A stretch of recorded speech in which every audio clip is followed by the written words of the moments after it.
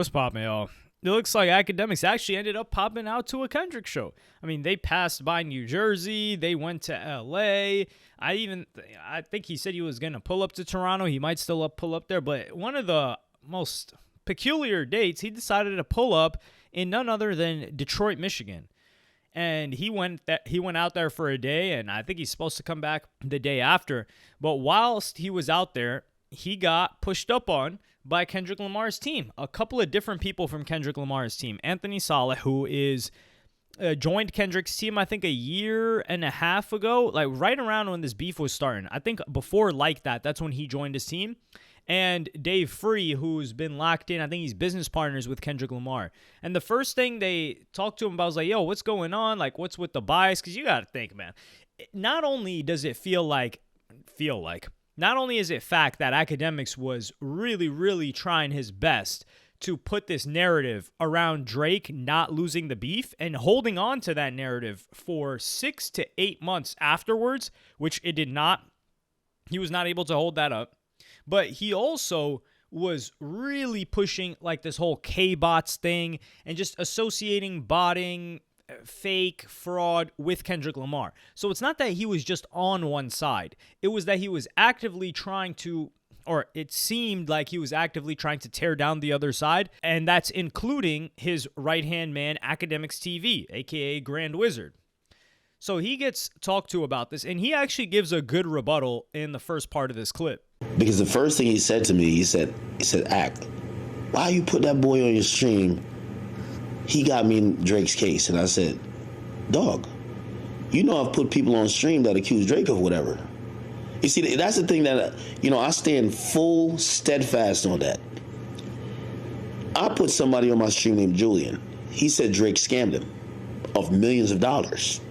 Then you had the K-bots who said Drake killed him. That didn't help Drake. But what am I? I'm a media outlet.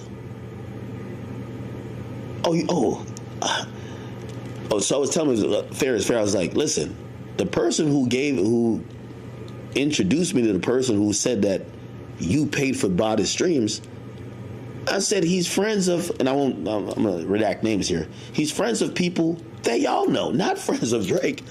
Because I don't know if y'all think he like planted him there. The people that Akademiks is referring to, number one, is there was this guy that was saying that Kendrick Lamar was botting, or he was getting the bots. That's the second guy. He was getting the bots for Kendrick Lamar. And Akademiks brought him on stream, and this was for Not Like Us. When Not Like Us was going crazy, doing all these records, and I think it just broke another record recently. Kendrick Lamar was, the K-bots narrative had already started, and Akademiks brings this guy on. And this kid talks about how he gets fake streams, how he got linked up with Kendrick Lamar's team, etc. And I found this to be a little bit fishy. We weren't able to get full-on confirmation, and that kid just ended up disappearing. I think it was some dude in his late teens, early 20s. I know he couldn't have been older than 23. I don't remember exactly the age that he said, but they were like, yo, why would you bring that guy on? And Akademiks is like, yo, I didn't even get that guy from anybody on Drake's team. Like, I got plugged into that guy through one of y'all's peoples. Then there's another guy. So then he gives a rebuttal by saying, hey, look, I've brought people on that don't make Drake look that good. And we have something to talk about this. So the guy he's talking about is this guy, Julian. This guy, Julian, is, it's very weird. Julian is just a shady dude. He is tied into Top 5. He was spending time in Dubai. He's got all these chicks with him in Dubai, and he's flexing this lifestyle. He was involved in crypto. Whenever you just hear a bunch of different like buzzwords like Dubai, Russian models, crypto, you don't know how the guy makes money. He's really young. He's flexing a watch, and he's clout hungry. You already know, like, it's like bing, bing, bing, bing. You're getting every single possible red flag. And you're like, okay, this is someone that I should just stay away from. I shouldn't trust anything that they say, etc. So what this guy Julian did is he said that Top 5 and Drake scammed him out of millions of dollars. Where he got the millions of dollars, I don't know. But this live didn't make Drake look good. And Top 5 was also involved with this, and Top 5 had just recently gotten out. So those guys had linked up. And this dude Julian, because in the beginning, Akademiks didn't even believe that Julian knew who Drake was. He was like, yo, this guy's just tweaked out. He's just giving me content. Go ahead and perform for my circus.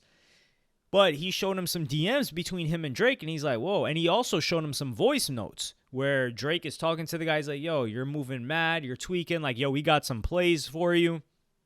Very, very weird stuff. And it wasn't AI either. So he brought that guy on. That guy didn't make Drake look that good. However, this guy came on a second time, and Akademiks shut that stream down immediately. So after that stream finished, he deleted it. I'm pretty sure it's deleted on that Academy channel. He deleted it on his King Akademiks channel. He just wiped the stream.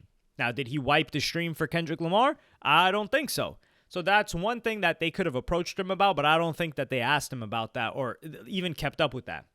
Then that dude Julian came back a second time when Akademiks was on a call with Top 5. I don't know if it was Pressa as well. And he comes into the call and Akademiks immediately shuts off stream. I was like, what the hell? This is really weird.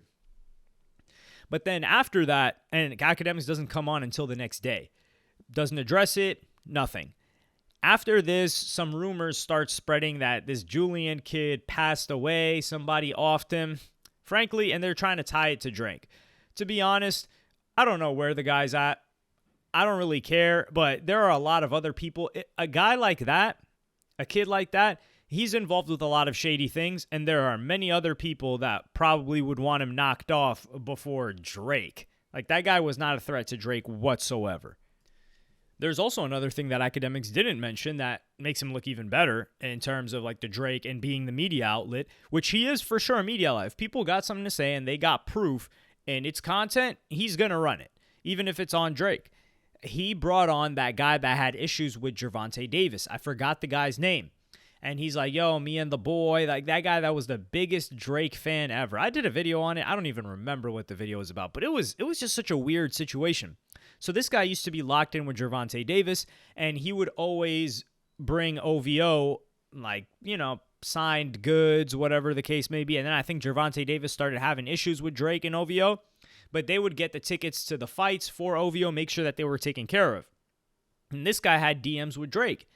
And he showed these DMs with Drake. He said that he sent Drake like a song, and then Drake cut him off. And then he also talked about Stephon Diggs wanting him to pucker up his lips and give him a peck. I was like, whoa, what the hell's going on here?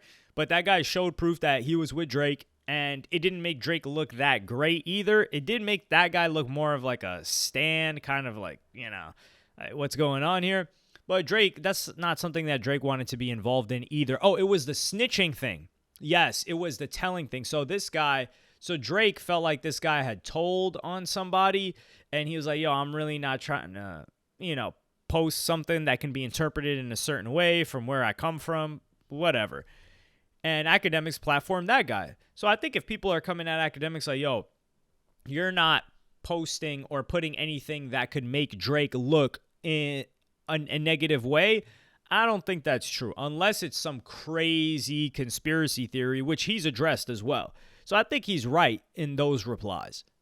Now, in this next clip, they ask him the question that I feel like a lot of people are wondering, which is Akademiks getting paid? And he gives a response on that as well. And this is the last time I said, I'm probably going to get off. Dave Free had a moment he asked me, he said, he said, what are you getting from this? He says, is he paying you? And that was the most insulting thing and I had conversations with these men for a while. But the very idea that I was like a purchasable commodity was so disgusting. I reminded him, I said, I've been doing this for over 10 years. I've been doing this for over 15 years. How did you think I became me? I said, you knew about me before this shit. How did you think did you think I was a cheap hoe that just could be bought? That was the most insulting thing I could have heard, because his idea was, well, if you're not getting paid by this guy, if Drake ain't paying you, why do you lean that much in that direction? And I was like, huh? I've never gotten, like, the people who I've defended the most, I've never gotten paid from. Now I have my platform benefit, yeah, of course. But again, like, we don't do pay for play. Like, you can't buy my opinion. I've always said, the moment you can buy my opinion, I don't matter. The moment you could buy my opinion, I don't matter. Y'all seen Lil Baby was one of my favorite artists. He was my top 3 artists. The nigga dissed me on his album, and I just had to do it. I went on a whole campaign against him. I didn't want to do that. But that's integrity. That's morals. I was getting money with QC. I could have said, well, fuck that. The money's too good. Fuck no. So, that was something that I was a little taken aback by, because I couldn't believe it. And I think Dave Free's a very intelligent guy. I couldn't believe he thought that I was getting paid to maybe have the opinions or the POV that I have. Like, I could be a pawn for Drake or anybody else. That just wouldn't happen. I understand where Dave Free's coming from. Now, I would never thought that Akademiks was getting paid. I think he just loves Drake that much that he's willing to support him, because you got to think about the relationship that Akademiks had with 6ix9ine. Like, Akademiks loves 6ix9ine, and he criticizes him behind the scenes, but he really holds him down when it comes to the public light. And on top of that, whenever a 6ix9ine was being exposed as a total scumbag to any and everybody, he's like, yo, he ratted on this guy. He destroyed this dude in the business deal. He smacked up this chick. He went and smashed some other dude's girl. He's beefing with some other guy in the DR. He rides a boat from the DR to get back into Miami to escape whatever he's doing. And the only thing Akademiks would ever say is, like, listen, I know he's a scumbag with business, so that's why I would never do business with him, but that's my man. So I was like, what the hell? I'm not saying you got to do business with your friends, but if you know your homie's a snake, he's just a snake. He could snake you in any manner of ways. And we haven't seen him do that. I wouldn't ascribe loyalty to 6ix9ine in any way whatsoever. But that's just an example of Akademiks riding for somebody without being paid. Sure, you could say Akademiks' platform benefited a ton, and he got opened up to a lot of opportunities in the industry by promoting artists and things like that from his work with 6ix9ine.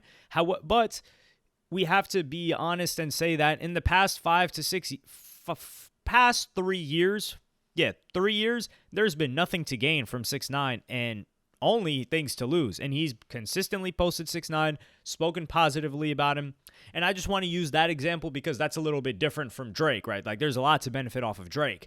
And if 6ix9ine's not paying him and he's still posting him, it just goes to show that I wouldn't say that there's necessarily a level of loyalty, but Akademiks looks up to Drake and admires Drake and glazes Drake a lot more than he ever did 6ix9ine. And now he considers himself cool with Drake. So you would think that if he rode that hard for 6ix9ine, imagine what he's going to do for Drake. So I think with everybody else and Dave Free, I don't think he necessarily thought he was paying him. I just think Dave Free and other people find it inconceivable that somebody would deride and run defense and just try to not seed narratives, try to water narratives against Kendrick Lamar and supporting Drake. If they're like, what other incentive is there? Like, he's like, why would you ride that hard for him? And if you think about it, like, I haven't seen anybody else ride that hard. You could say why people would ride hard for Kendrick, because there's a benefit to taking down Drake. Like, Drake's the biggest guy. People just want to hate on Drake just because. There's also the accusations of like the kid stuff. So if you hop on Kendrick's side, there's a lot of views, a lot of like positive comments that you're going to get. It's the industry standard to support Kendrick Lamar and to go ride crazy for him. I mean, you can see it. The industry, tours, Super Bowl, everybody else is doing it.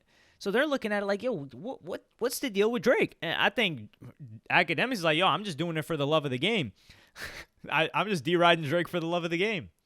But I do understand him feeling insulted because he has tried to, I wouldn't necessarily, he has tried to be unbiased in terms of platforming people that have other things to say. It's not like he's saying, oh, only positive stuff is going to be mentioned about Drake here. Now, when you move to Akademiks' right-hand man, his page, Akademiks TV, where he approves all of the posts that go out there, maybe not like every single one where he's like, okay, you could put that one up, you could put that one up. But if there's something that he doesn't want posted on there, he would get it removed. Yet that page, I feel like that page is Akademiks' diary. It's him saying what he would love to say, but not get the repercussions for it. And not the repercussions like he's scared or anything, but for his brand, where he's like, oh, I'm not going to be taking Kendrick down like this, but if you do, hey, it is what it is. And like I said, the narrative that I was talking about, Akademiks refused to accept and admit out of his own mouth that Drake lost the beef for nearly a year. It wasn't until 9 months where he's like, yeah, Drake lost. He was always saying like, yo, people believe Drake lost. There's a perception that Drake lost. People think Kendrick might have won. It's like, dog, are we watching the same game? Yeah, Kendrick won. That's all there is to it. And I also look at it like, what amount of money does Drake have to pay for an Akademiks to be willing to compromise himself to just support him? Akademiks is making tens of millions of or has made tens of millions of dollars. Drake's not going to pay him tens of millions of dollars to speak positively about him. It's not worth that much. Or is it? I don't know. Maybe it is. So you're not going to pay the amount that it would take someone to reconsider their morals, because the whole morals thing is cap. That's a fact. Because Akademiks used to talk about, I would never, I wouldn't take gambling sponsorships. I felt like it was leading my audience down the wrong path, this and that. He was trying to ascribe like a certain level of morality to it. The guy's gambling on stake now. And he even said, he's like, yeah, I saw Drake on stake. I saw these other people taking them gambling deals. So I said, screw it. So is that really morals if you're just waiting for everybody else and you're like, okay, coast is clear, and then you're going out there? Like, morals is that everybody else is doing it and you're holding off and you're saying, no, I'm not going to take. Like, for example, Sneeko, like, we got to give the dude credit. He never took a gambling sponsorship because he believes that's against his morals. Now, who knows how much of his brand is tied to having to uphold those morals? You could look at it that way too, but that's an example of when it's tested. If Drake said, yo, here's $250 million, we need you to run crazy press against Kendrick Lamar and support me, would those morals still hold up? That's my question. And of course, we're never going to get an answer, but I've got my own beliefs on that. Now, in this last clip, he gets into looking biased. Nevertheless, there was some good conversations. I've gotten, I got Anthony's contact, and hopefully, I told him, I said, listen, throughout the battle, we probably definitely came off very biased, not only because I like Drake and he's my favorite rapper, and anytime my favorite rapper is going against another person, if he's my favorite rapper, I'm going to say my favorite rapper is going to win. But you guys lost communications with us at that time because whether I preferred Drake or not, if you choose to not clear anything up, like today we're talking, they mentioned a few things I didn't know. But when you choose not to involve yourself in clarifying the narrative gets written without you. It always happens like that. I'm in the media. I know how it goes. So, hopefully, my stance won't change. Drake's my favorite rapper. It won't change ever. Okay. Even if me and Drake beefing, depending on what beef, because when I hate a nigga, I really hate a nigga. But, there's no money that somebody could pay me to like make somebody else my favorite rapper. And I hope y'all know that. I'm just a person who like Drake. And his music. That's what I mean. His music. So here, I get what he's saying. Like, for example, if they were still in communication with Akademiks, if they sent him information, I think he would cover it. If they sent him exclusive information, I think he would present it, just like he did the songs. But it seemed like they were just taking this counter, more of an opposition towards Ak because they were winning on the rest of streamers, content creators, public narrative, that they were like, man, this guy's really, really trying to trash our mans, so we're going to hold off on that. But I don't like that, or I don't agree as well with him trying to say that they lost communication, that's why we look biased. And it's not that they look biased. You look at that Akademiks TV page on IG or on Twitter, and granted, I like that page because it's really active. You get a lot of information on there. You just have to parse through. You just have to ignore the captions and the way that they try to phrase things. But that page, anybody reads it. You hand it to anybody and you say, hey, what do you think this page's opinions are? The page's opinions are that Kendrick Lamar is trash, and the level of vitriol that it has towards Kendrick Lamar is on another level. And they're trying to hail Drake as the greatest thing ever, not just in music, but every aspect. And really, really denigrating Kendrick Lamar's accomplishments and uplifting any accomplishment, no matter how tiny it is, by Drake. So that's not something that looks biased, and I don't think communication is going to change that. And that brand is associated with him. It has his name on it. He co-signs it. He says that's his main guy. And I don't think that's going to change. But I think it's a little bit of gaslighting to try and say we lost communication. That's why it seems biased. Unless things on that page start to change now that you're in more communication with them. But I highly doubt that's going to happen. But y'all let me know what you think in the comments. Like, subscribe, and hit the notification bell if you enjoyed. And I'm going to see y'all in the next one.